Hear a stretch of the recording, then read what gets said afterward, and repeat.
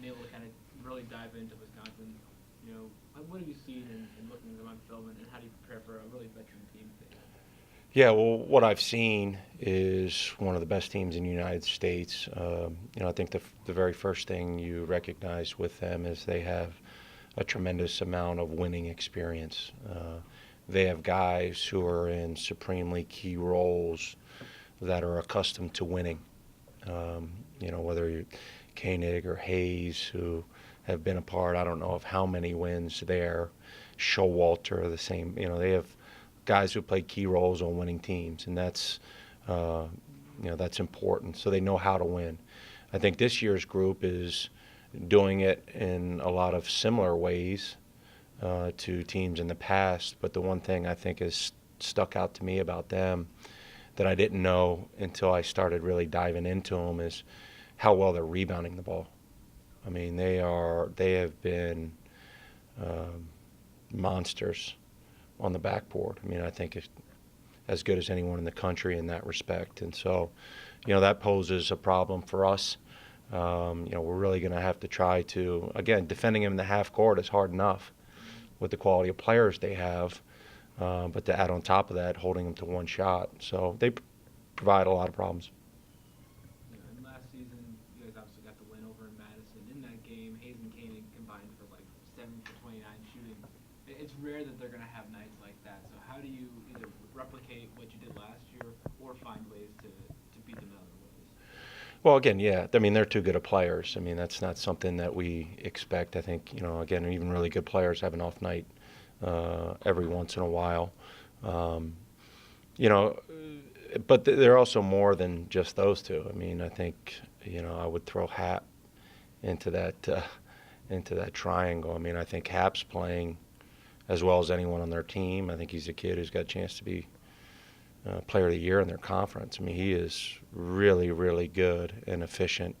With Koenig and Hayes, you got to try to. You're not going to shut them out, but if you can do a good job where, they're shooting below 50% instead of above 50%, then you put yourself in a better position to win. What's the prognosis with Tracy? Will he be able to play? He's day to day. We were going to practice tomorrow, but coming off that 2-game in 3-day stretch, our guys were beat up and fatigued. So we gave our team off yesterday in terms of anything physically, except for treatments. And he's feeling better, but it's day to day. Is it both knees or No, it's his left knee. left knee? Yeah. So, and again, he's had a couple knee surgeries in high school. So, it's not a surgery thing. It's just he's got to feel better.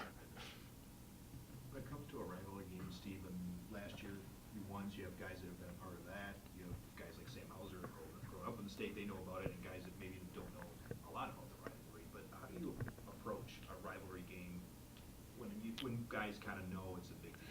Well, yeah, I think one of the things is, as you mentioned, guys know it's a big deal. So, you don't worry, as in some games, like, are guys going to be ready to play? I mean, I think our guys are going to be ready to play. Then it becomes how you play.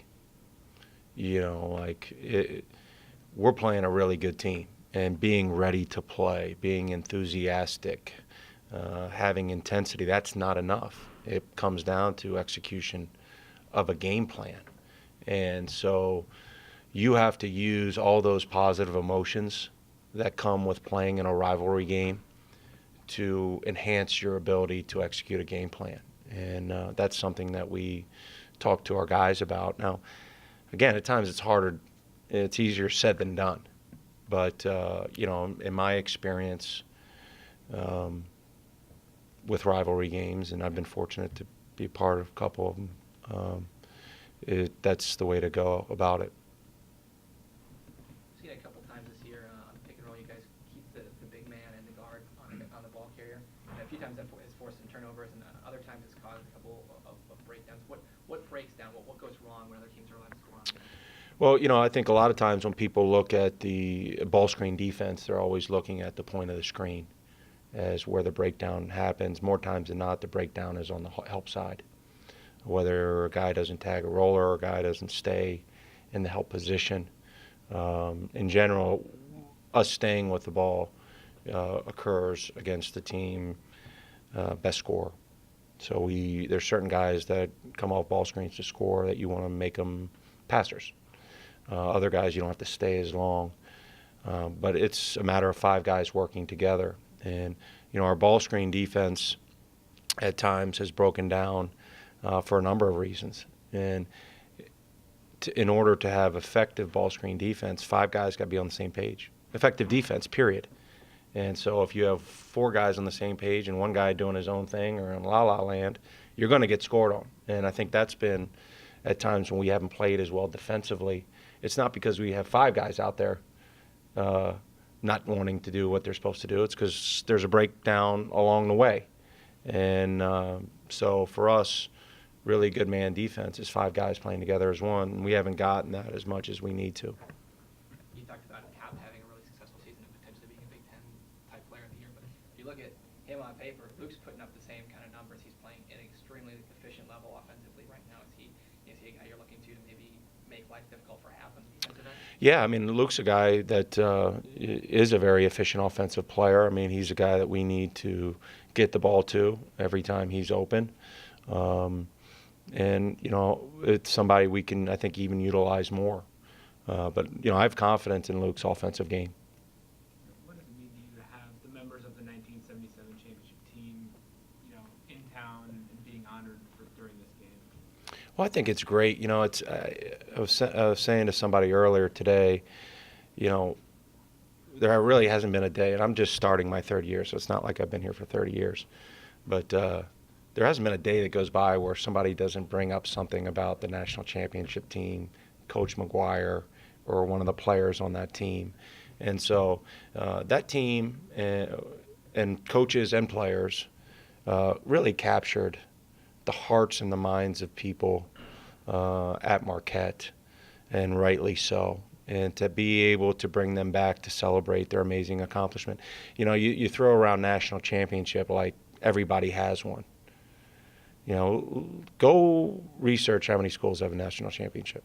It is hard as can be to win one of those suckers. And to be in that elite company here at Marquette is one of the programs that does have one of those trophies in their closet. Is a tremendous honor and one that's worthy of celebrating. I spoke to Butch Lee this morning. I wanted him to come to practice tomorrow. And, to hear in his voice this morning how excited he was to be back is cool.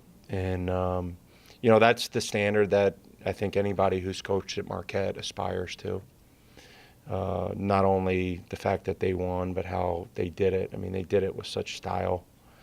And, the stories of that year, some I can't even repeat, are amazing. I mean,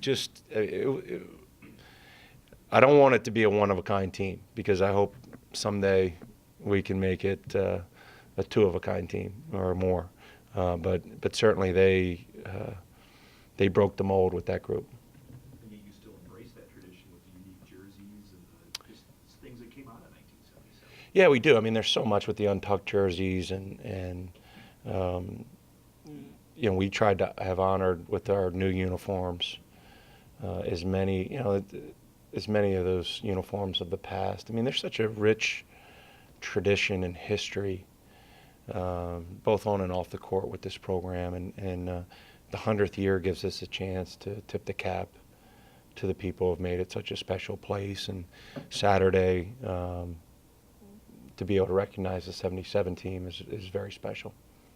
What is it like to have a freshman that shoots better than 50%? I think we have 2. Yeah. So 2 is better than 1. Marcus is right at 50. Yeah. Their shooting is phenomenal. And I get excited every time I see one go through the net. Their maturity is more rare than their shooting. Their maturity is incredible. Usually, and I was one of these basket cases. Freshmen go like this. They go up and down, and they go in and out, and there's it's just an emotional roller coaster with them, with freshmen. And it doesn't mean they're bad. It's such a different level than high school. As good as, Marcus played at one of the best programs. Sam played on probably the best team, maybe the best team in the history of the state. So you're coming from darn good stuff. It's still a big difference. And their maturity, they show up every day. They show up every day. And not just what you see in practice. Those guys are remarkably consistent. And I think it was somebody said some way along the line, the best ability is reliability. Those kids, you can rely on them. It doesn't mean they're always going to play great, but damned if they're not going to try. Going to be a huge crowd there on Saturday. What does that mean to you, and what does it mean to the program to see those kinds of fans in the stands being as they're going to be? It's going to be loud. It's going to be an exciting environment. Yeah, I think our guys will be really excited about it, to have that type of support for this game, and then hopefully every game after is important. It makes a difference. It makes a difference, and we appreciate the support we get here. We anticipate Saturday being the best crowd we've had this season, and hopefully it's one we can build off of.